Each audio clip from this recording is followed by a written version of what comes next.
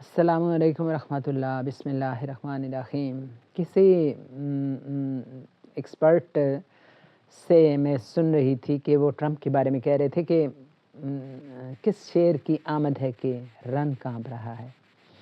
تو no doubt وہ Trump جو ہے اپنی آفس سنبھالنے سے پہلے ہی انہوں نے اپنی کابینہ جو ہے اس کا انتخاب شروع کر دیا ہے، اور کافی جو اسپوکس پرسن ہیں ان کے اور ان کے جو اسٹیٹ سیکرٹری آف اسٹیٹ ہیں وہ دھڑا دھڑ بیان دے رہے ہیں۔ دنیا بھر میں جو چلنے والے معاملات ہیں ان کو سلجھانے کے لیے، اور جو جنگیں ہیں ان کے بارے میں بار بار ٹرمپ کہہ رہے ہیں کہ ان جنگوں کو اینڈ ہونا چاہیے، چاہے وہ سیریا میں ہوں، غزہ میں ہوں یا افغانستان میں ہوں۔ تو لیکن جنگیں ہیں کہ ختم ہونے کا نام نہیں لے رہی۔ تو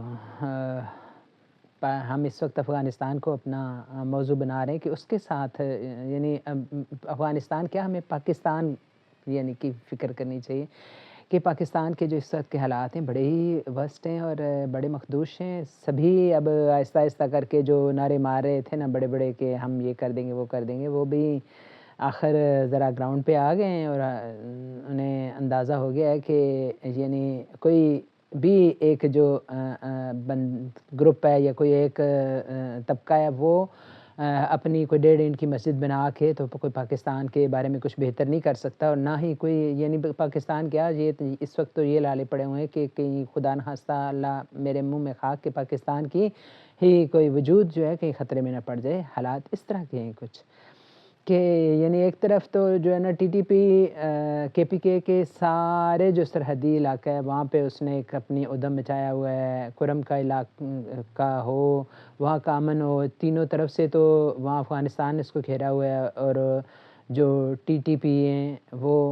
کہتے ہیں کہ ہر معاملے میں اس کے ملوث ہوتی ہے، اور کسی طرح سے اس کے امن یعنی پہلے تو حکومت میں توجہ نہیں دی، اکتوبر سے وہاں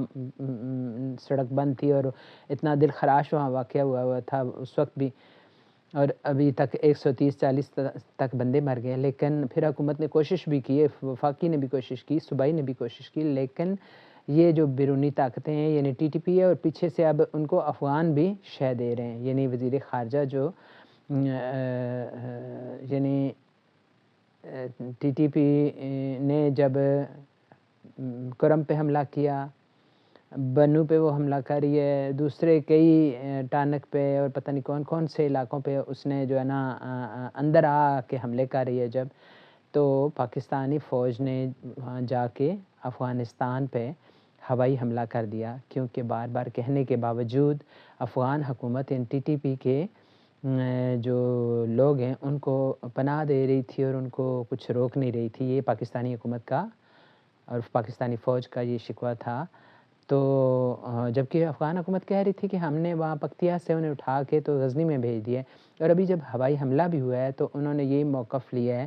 کہ یہاں تو کوئی ٹی ٹی پی کا بندہ نہیں تھا، اور کوئی بھی ایک بھی ٹی ٹی پی کا طالبان ٹی ٹی پی جو یعنی کا ایک فرد بھی وہاں نہیں ہلاک ہوا، اور نہ ہی وہاں افغان طالبان کو نقصان پہنچا۔ وہاں ایک کیمپ تھا جو کہ عورتیں تھیں جہاں اور بچے تھے، اور ان کی جانیں گئیں، کوئی 46 کے تعداد بتاتے ہیں، کوئی 15 بچے اور عورتیں بتاتے ہیں کہ فوت ہو گئے۔ تو بہرحال جی یہ جو اندر جا کے انہوں نے حملہ کیا ہے ہماری فوج نے، ایئر فورس نے، تو اس وجہ سے حالات اور زیادہ دگرگوں ہو گئے ہیں، اور یہ ہے کہ افغان ان کے وزیر دفاع اور وزیر خارجہ بھی یہ کہہ رہے ہیں جی کہ ہم جو ہے نا یہ پاک فوج در اندازی سے باز نہ آئی تو ہم یہ کر دیں گے وہ کر دیں گے، کیا کہتے ہیں وہ انہوں نے کہا ہے کہ ہم بحر ہند میں غرق کر دیں گے پاکستان کو، وہ خدا نخواستہ۔ تو اسی طرح کی باتیں وزیر دفاع بھی کر رہے ہیں۔ تو یعنی لڑائی ختم ہونے کا نام نہیں لے رہی، پاکستان بھی بار بار دھمکی دے رہا ہے، لیکن یہ کچھ یعنی مسئلے کا حل نہیں ہے بہرحال۔ تو دوسری طرف بلوچستان میں دیکھیں تو بی ایل اے نے وہاں کیا مچایا ہوا ہے، یعنی ٹرینڈ آتے ہیں کوئی دہشت گرد اور وہ آ کے لوگوں کو یعنی بسیں روک کے مار دیتے ہیں، شناختی کارڈ لے کے فوجیوں کو ٹارگٹ کرتے ہیں، شیعہ سنی کی آگ کو بھڑکاتے ہیں۔ تو یہی کہا جا رہا ہے، رپورٹس یہی بتاتی ہیں کہ اس میں انڈیا تو ڈائریکٹ ملوث ہے ہی دونوں طرف، یعنی افغانوں کو بھی کرتا ہے سپورٹ، طالبان TTP کو بھی سپورٹ کرتا ہے اور ادھر سے BLA کو بھی سپورٹ کرتا ہے اور پاکستان کو پریشان کرتا ہے۔ دوسری طرف یہ کہہ رہے ہیں کہ افغانستان کو جب امریکہ چھوڑ گیا ہے تو اس کو تسلیم بھی نہیں کیا افغانستان کو، لیکن اس کے باوجود وہ افغانستان کو ہر ہفتے $40 ملین کی امداد دے رہا ہے۔ کیوں؟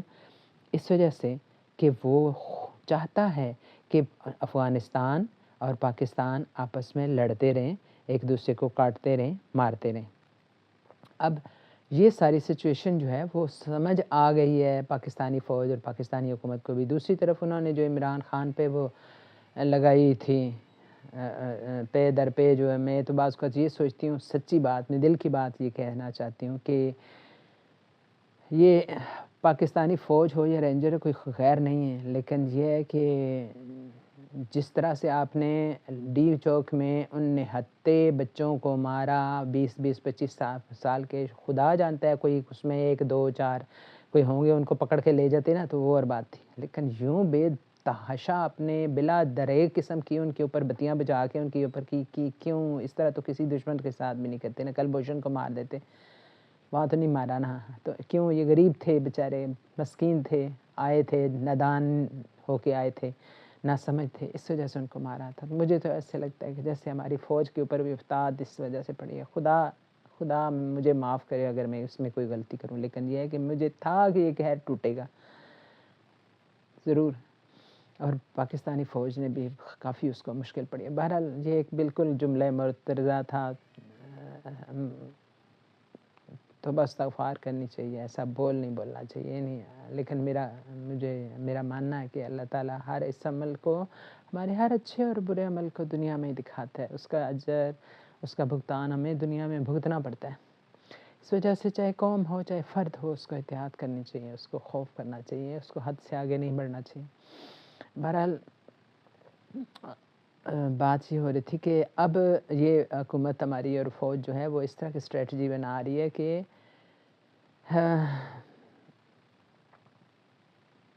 وہ اس طرح کی اسٹریٹجی بنا رہی ہے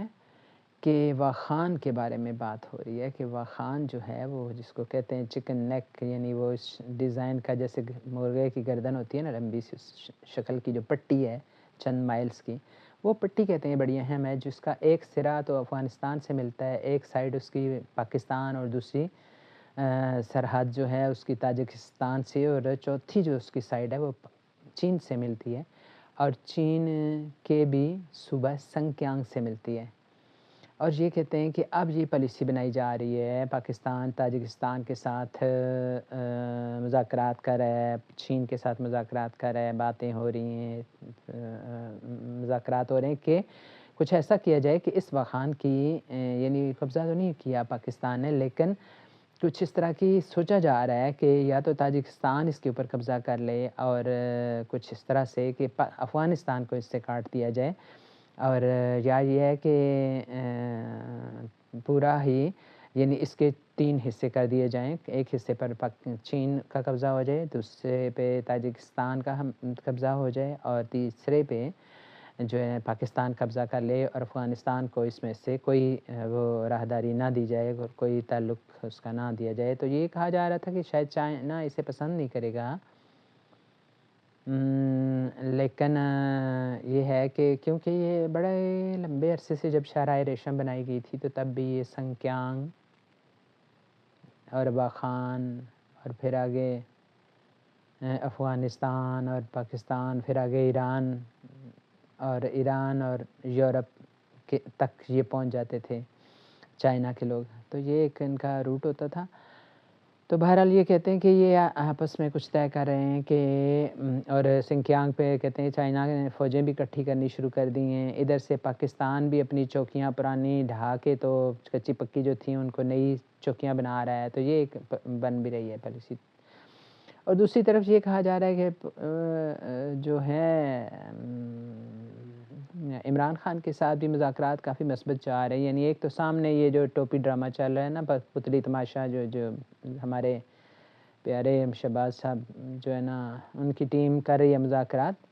اور دوسرا ایک اہم جو اصلی مذاکرات ہیں وہ اندرون خانہ چل رہے ہیں عمران خان کے ساتھ، اور اس میں یعنی فوج اور شاید حکومت بھی بیچ میں کچھ ہے، لیکن زیادہ تر فوج ہی سے مذاکرات ہو رہے ہیں، اور اس میں یہ ہے کہ فوج یہ عمران خان کو باور کرا رہی ہے کہ آپ بھی اپنی ضد چھوڑ دیں اور آپ جو ہے وہ پاکستان کی فکر کریں اور اپنے بڑے مطالبات نہ رکھیں۔ اس دوسری طرف حکومت کو بھی یہ فکر ہو رہی ہے نا کہ وہ عمران آیا تو ان کی چھٹی ہو جائے گی، کیونکہ 8 فروری کو تو وہ دعویٰ کر رہے ہیں کہ ہم نے جیتا تھا، ساری دنیا کو پتہ ہے عمران خان جیتا تھا، تو وہ شاید اس مینڈیٹ کی واپسی کا مطالبہ کرے، تو اس سے عمران خان سے یہ گارنٹی لی جا رہی ہے کہ وہ فوری طور پہ نہ کرے، اس چیز کا انتخابات کا مطالبہ نہ کرے، تو پھر مڈ ٹرم انتخاب کے بارے میں سوچا جا سکتا ہے۔ یہ یعنی کچھ حکومتی حلقوں کی طرف سے نکل رہی ہیں خبریں ہیں، جو میرے حاصل مطالعہ اور وہ کیا کہتے ہیں مشاہدہ ہے، وہ یہی ہے۔ تو اللہ تعالیٰ کچھ پاکستان کے حال پہ بہت رحم کرے اور اچھا کرے جو بھی کرے۔